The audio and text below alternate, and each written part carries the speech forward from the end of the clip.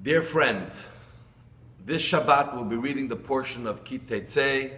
It's a portion that has many mitzvahs in there. And one of the interesting mitzvahs that we read is that everyone is allowed to convert to Judaism. But if someone converts, if they are from certain nations, and years ago we knew exactly who were these nations that the Bible talks about. For instance, Ammon and Moab, they are never allowed to marry another Jew. But if they are from other nations, like Egypt, after 3 generations they can marry into the Jewish people. And the question is, what is the difference between Ammon and Moab and Egypt? And we're told that Ammon and Moab are not allowed to marry within the Jewish people because they try to get the Jewish people to sin. They try to destroy us by getting us to sin in the desert in a terrible way and to worship idols. And for that they'll never be forgiven. And even though individually a person may convert and adopt the way of the Jewish people, but they cannot marry within the Jewish people and bring along the terrible baggage of trying to cause the Jewish people to sin. But an Egyptian, only 3 generations. Now you would think Egypt is such a terrible nation. They enslaved us for so many years. They were the first exile that the Jewish people experienced. They broke us, they broke our spirit. We almost didn't even want to leave Egypt. That's how badly we were tortured and broken and in all ways taken away all of who we are and what we are all about. And Moshe had to work very hard to revive the Jewish people. But yet 3 generations. And we are told the reason is because though they were tough on us, still in all, they fed us and they housed us. They allowed us to live in their country. Albeit 2nd or 3rd class citizens, but they allowed us to live in their country. And here we see something very powerful, a very important lesson. Especially as we're getting ready for Rosh Hashanah, Yom Kippur. It's a time of introspection, how our life was this year, what we accomplished, where we're holding in our lives spiritually and in all other ways.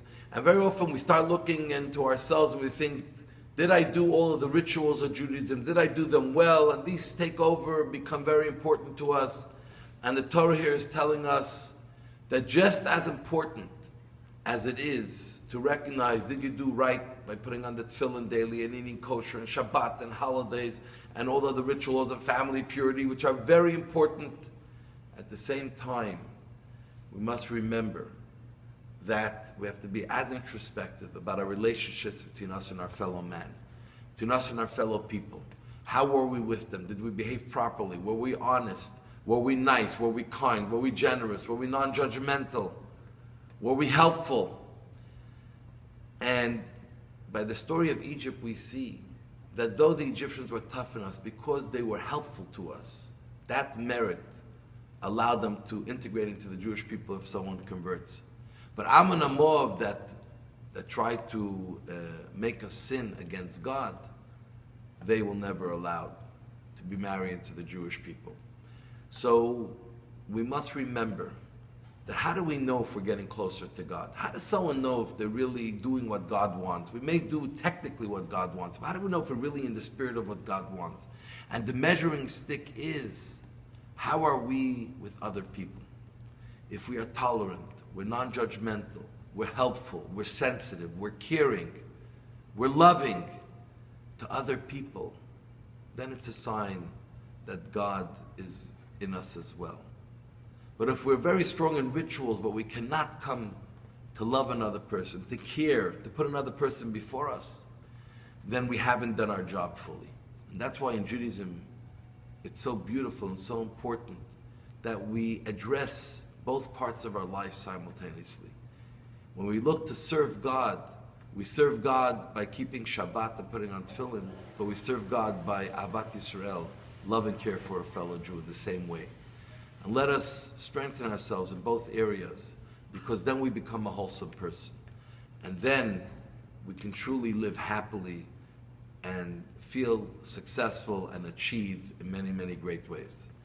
So I want to wish you success as we are in the last 2.5 weeks of the month of Elul of introspection, to get ready for Rosh Hashanah, to be strong both in our ritualistic part of Judaism, but at the same time in our relationships with other human beings, fellow Jews and others, and may we do well, and this will bring about a great year of blessings and many good things in the upcoming year. So I want to wish you all Shabbat Shalom. May God bless you all. I love you all. Candlelighting time in Montreal this week is 7:29.